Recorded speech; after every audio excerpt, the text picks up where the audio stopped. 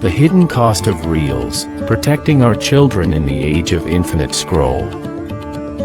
Your child opens Instagram for a laugh. First reel, a puppy. Second, a science experiment. Third, a sexually explicit dance, zoomed in, suggestive, algorithm approved. This is not an accident. It's a roulette. And today, we ask, can we still protect our children in a world where the algorithm never sleeps? What are children actually seeing? Researchers define sexually explicit content as media that graphically presents sexual acts, nudity, or behavior intended to arouse. On short-form platforms, it appears as sexualized dances, close-up body shots, thirst traps, edited clips from adult content. A study of adolescents aged 14 to 19 found exposure increases with age and grade level, influenced by gender and religiosity. The older they get, the more the algorithm learns them, and the more it shows.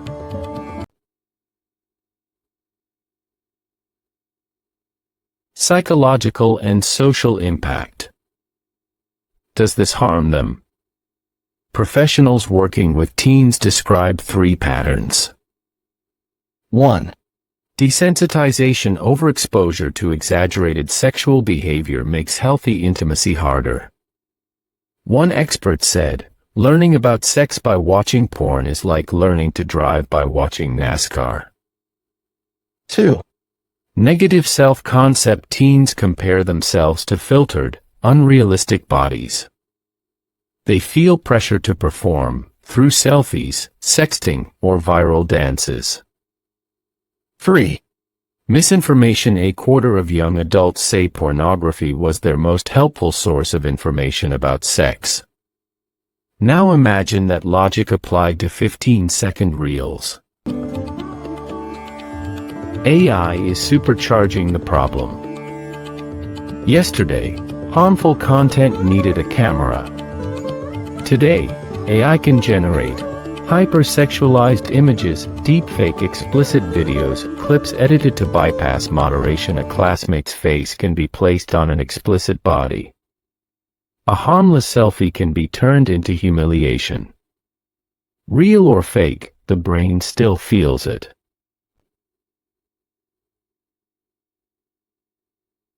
The inner filter, home and conversation. The first filter is not in the app. It's in the home. Research shows family communication shapes how adolescents respond to explicit content. We can name the reality. Algorithms push sexual content to keep attention, teach critical viewing. Who made this? Why? Separate fantasy from reality. Explain editing, filters, AI, remove shame. Children must feel safe to talk. We cannot control every reel, but we can shape how they interpret what they see. The digital filter, devices and apps. The second filter is technical.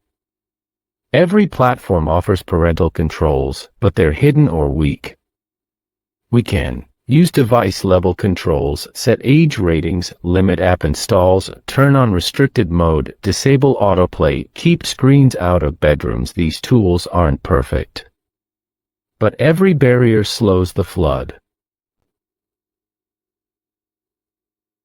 The outer filter, law and platform responsibility. The third filter is collective. Governments debate age verification, penalties for explicit content involving minors, obligations to detect deepfakes. Platforms can demote sexualized content, improve AI detection, offer transparent parental tools. Algorithms are not nature. They are design. And design can change.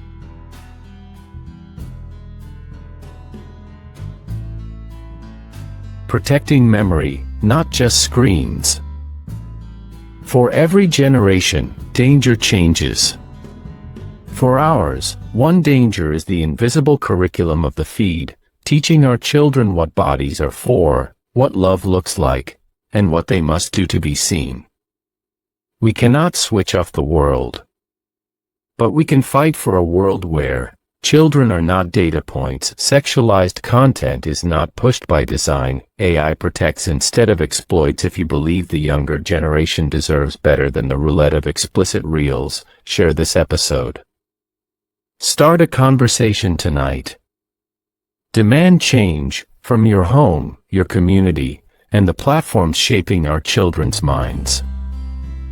Closing summary: what parents can do practically. In a world where short-form platforms mix education with sexualized content, and AI blurs the line between real and fake, parents face a challenge unlike any before. But this is not a hopeless fight. It's a layered one, and every layer matters. Build the inner filter, conversations and values. Talk early, talk often, don't wait for a crisis. Normalize conversations about media, bodies, and relationships. Name the algorithm, explain how platforms push content to keep attention, including sexualized clips. Teach critical viewing, ask questions like, who made this, and, what's the message? Remove shame. If your child stumbles on explicit content, respond with curiosity, not punishment. Strengthen the digital filter, devices and apps. Use device-level controls, set age ratings, restrict app installs, and limit screen time. Activate in-app safety tools, turn on restricted mode, disable autoplay, and use family pairing features. Control the environment, keep screens out of bedrooms and encourage shared viewing spaces. Support the outer filter, law and platform accountability. Advocate for stronger age verification and deepfake detection laws. Demand transparency from platforms. Parental tools should be easy to find, not buried in menus. Join or amplify child safety organizations. Collective pressure works. Protect the relationship. Your child's trust is more powerful than any algorithm.